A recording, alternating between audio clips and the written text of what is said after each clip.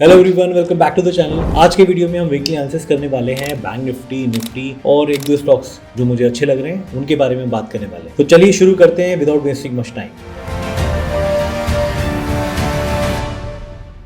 Well we are on the screen और हमने bank Nifty spot chart लगा लिया है, ये आप देख रहे हैं स्क्रीन पे। और आपको याद होगा पिछले से पिछले हफ्ते पे हमने एनालिसिस की थी और ये चैनल ड्रॉ किया था। उसमें हमने बात की थी कि अगर बैंक निफ्टी इस चैनल को सस्टेन करता है और यहाँ से यहाँ सस्टेन करके सपोर्ट लेके अगर ऊपर की तरफ मूव करता है तो हो सकता है न्यू ऑल टाइम हाई बना ले। अगर चैनल के अंदर इसकी एक्सेप्टेंस आ जाती है तो हो सकता है कि ये नीचे की तरफ जाए और जो इसका बॉटम है यहाँ पर इसको दोबारा से रीटेस्ट करे।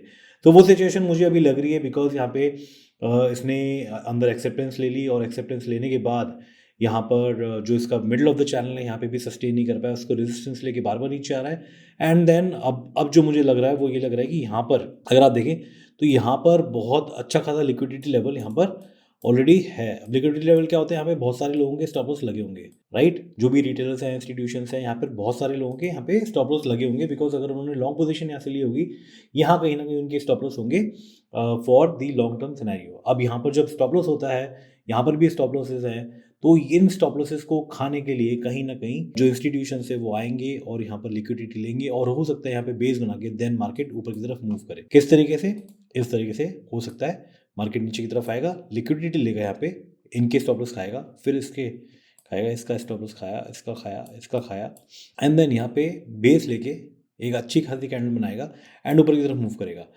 जो स्टॉकेस्टिक आरएसआई है वो वन डे में कैसे मूव हो सकता है? वो हो सकता है कि मार्केट प्राइस नीचे आए, स्टॉकेस्टिक आरएसआई यहाँ पे एक बुलिश डाइवर्जेंस बना के एंड देन ऊपर की तरफ मूव ले। तो यहाँ पे एक डबल कंफर्मेशन हमारे पास आ सकता है कि एक तो सपोर्ट हो जाएगा, चैनल सपोर्ट हो जाएगा, दूसरा यहाँ पे एक बुलिश डाइवर्जेंस बन सकता है जिसके बेसिस पे हम एक लॉन्ग सेटअप प्लान कर सकते हैं जिस भी तरीके का उस टाइम मार्केट में आया।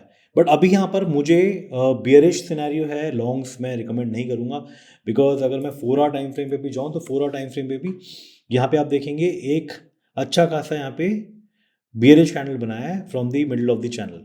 उसके बाद आप देखेंगे तो यहाँ पे स्टॉकेस्टिक आरएसआई भी बियरिश है। हो सकता है यहाँ पे छोटा सा कंसोलिडेशन करे मार्केट, पुल बैक ले एंड देन पुल बैक लेने के बाद दोबारा से नीचे है। तो यहाँ पे लॉन्ग्स रिकमेंडेड नहीं है और शॉर्ट्स मुझे लग रहा है यहाँ पे ज़्यादा फेवरेबल रहेंगे। सेल ऑन द राइज अभी होना चाहिए for the time being, because as such मुझे एक्सपेक्ट नहीं है कि यहाँ पर मार्केट ऊपर की तरफ मूव हो सकता है। अगर मिडल ऑफ द चैनल को इसने रीगेन किया, हो सकता है वहाँ पर हम कुछ लॉन्ग सेटअप्स ढूंढें, बट एज ऑफ नाउ मुझे नहीं लगता कि यहाँ पे लॉन्ग्स करना चाहिए। निफ्टी का सेटअप देख लेते हैं। निफ्टी में भी यहाँ पर एक अच्छा खासा बुलिश मोमेंटम बनाया था। आप देखेंगे यहाँ पे बैंक निफ्टी ने यहाँ पे सपोर्ट लिया था, यहाँ पे एक अच्छा खासा मोमेंटम बनाया था, बट उसके बाद यहाँ पे स्ट्रक्चर तोड़ा, दोबारा से नीचे आया और यहाँ पर अब इस गैप को क्लोज करके दोबारा से मार्केट नीचे की तरफ आने का ट्राई कर रहा है। अगर इसको मैं वन आवर टाइम फ्रेम पे देख रहा हूँ, यहाँ पे भी मेरी एक्सपेक्टेशन ये है कि कहीं ना कहीं ये जो ऑर्डर ब्लॉक है, ऑर्डर ब्लॉक क्या होता है? जो लास्ट कैंडल होती है नीचे की, यहाँ पे बहुत सारे ऑर्डर्स लगे होते हैं इंस्टीट्यूशंस के। हो सकता है मार्केट यहाँ पर आए, दोबारा से बेस बनाए एंड देन यहाँ पे आने के बाद ऊपर की तरफ मूव करे एंड अगेन स्टॉकेस्टिक आरएसआई भी यहाँ पे दोबारा बुलिश डाइवर्जेंस बना सकते हैं। नीचे जब मार्केट आएगा ये एक हायर लो बनाएगा और यहाँ से ऊपर की तरफ मूव करेगा, तो यहाँ पे एक bullish divergence confirmation plus support confirmation हमारे पास आएगा एंड मार्केट ऊपर की तरफ मूव हो सकता है। सो अभी अनसर्टेनिटी चल रही है मार्केट में। निफ्टी, बैंक निफ्टी, हर कोई बहुत ज़्यादा कंसोलिडेशन में है, तो कहीं ना कहीं एक डाउन मूव मुझे एक्सपेक्टेड है कि एक डाउन मूव आके दोबारा से and then we can expect up move, और वो थोड़ा सस्टेनेबल अप मूव लगेगा मुझे। इसके 4 आवर टाइम फ्रेम में जाके देखते हैं तो 4 आवर टाइम फ्रेम में भी हम देखें तो यहाँ पर आपको दिखेगा एक तो गैप क्लोज किया है, डॉजी कैंडल बनाए हुए, डॉजी कैंडल से यहाँ से रिजेक्शन लेके नीचे की तरफ आ रहा है, गैप क्लोज किसने कर दिया ऑलरेडी, और यहाँ पे आप देखेंगे रेजिस्टेंस है, ये रेजिस्टेंस है, ये रेजिस्टेंस है, तो यहाँ से कहीं ना कहीं रिजेक्शन लेके नीचे की तरफ आ रहा है। तो मीनिंगफुल जो यहाँ पे मुझे लगती है चीज़ वो ये लगती है कि यहाँ पर अगेन स्टॉप लॉसेस होंगे, इसके स्टॉप लॉसेस किल करके यहाँ पे लिक्विडिटी लेके, यहाँ पे एकदम से लिक्विडिटी लेके एंड देन ऊपर की तरफ मूव करेगा। बाय, बिकॉज यहाँ पे देखेंगे यहाँ पे भी स्टॉकेस्टिक आरएसआई कहीं ना कहीं यहाँ पे बियरिश, अच्छा खासा बियरिश उसने एंगल बना लिया है। हो सकता है नेक्स्ट फ्यू डेज कुछ कंसोलिडेशन आके मार्केट थोड़ा सा ऊपर जाने की कोशिश करे और यहाँ पे एक बियरिश डाइवर्जेंस क्रिएट करके एंड देन यहाँ पे नीचे की तरफ डंप ले। बियरिश डाइवर्जेंस कैसे क्रिएट होगा? प्राइस ऊपर की तरफ गया लेकिन स्टॉकेस्टिक आरएसआई कहीं ना कहीं ज़्यादा ऊपर न जाके एंड यहाँ से ले लेगा, तो ये लोअर हाई बना देगा, ये हायर हाई बना देगा और यहाँ पर एक बेरिश डाइवर्जेंस क्रिएट हो जाएगा और हमारा यहाँ पे एक डंप आ सकता है उसके बाद। तो ये है निफ्टी और बैंक निफ्टी के सिनेरियोस। होपफुली आपको ये लेवल्स समझ में आ रहे होंगे और लेवल्स अच्छे से इनको देख लीजिएगा। अगर आप कुछ मार्केट एनालिसिस करने की कोशिश कर रहे हैं तो ये लेवल्स आपको कहीं ना कहीं हेल्प करेंगे, राइट। तो आपको अपनी रिसर्च खुद करनी है, ये मैं लेवल्स सिर्फ एजुकेशनल पर्पज़ की आपको बता रहा हूँ। अब हम मूव करते हैं स्टॉक की तरफ। तो ये स्टॉक का चार्ट हमने लगा लिया है, टाटा मोटर्स का हमने चार्ट लगा लिया है। ये मैंने अपने टेलीग्राम चैनल पे भी शेयर किया था स्टॉक का आइडिया। यहाँ पर मुझे क्या लग रहा है, एक पैराबोलिक कर्व यहाँ पे बनता हुआ दिख रहा है। ये क्या हुआ, यहाँ पे आप पॉइंट्स को देखेंगे, यहाँ पे पॉइंट को देखेंगे और यहाँ पर एक पैराबोलिक कर्व यहाँ पे बनता हुआ दिख रहा है। पैराबोलिक कर्व मतलब मूवमेंट बहुत अच्छा आता है।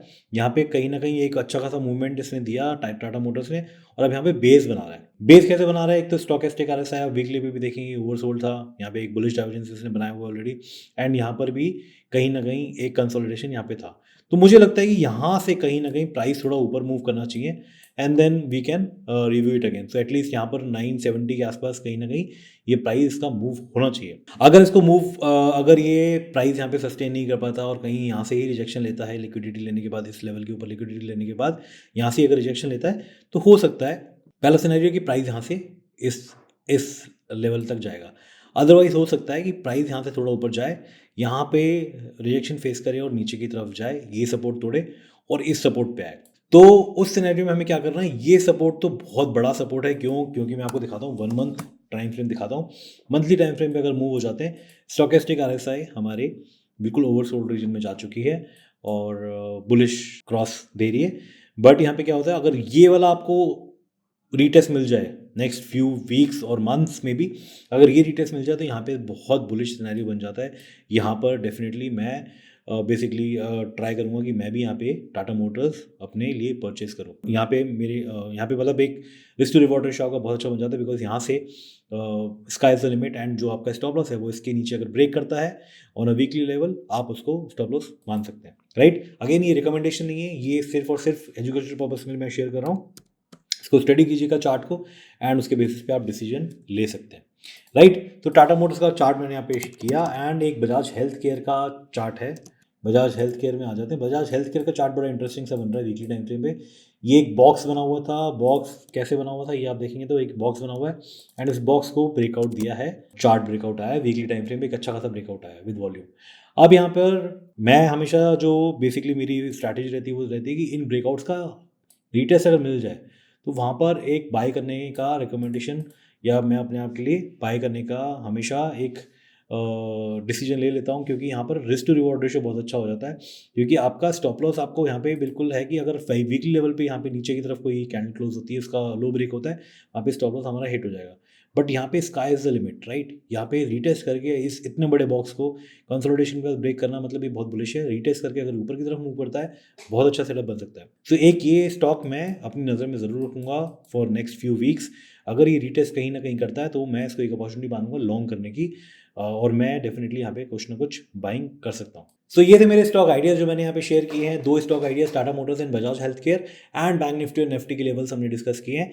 होपफुली ये लेवल्स कहीं ना कहीं एनालिसिस में आपको हेल्प करेंगे और एजुकेशनल पर्पस में बेसिकली आपको हेल्प करेंगे जब आप एनालिसिस करते हैं अपने चार्ट्स की, राइट। तो अगर आपको चैनल अच्छा लगा, आपको वीडियोस अच्छे लगे तो डेफिनेटली वीडियो को लाइक कीजिएगा, मुझे कमेंट करके जरूर बताइएगा, और अगर आप चैनल पे नए हैं तो चैनल को सब्सक्राइब जरूर कीजिएगा। Okay, thank you so much, मिलते हैं अगले वीडियो में। जय श्री राम।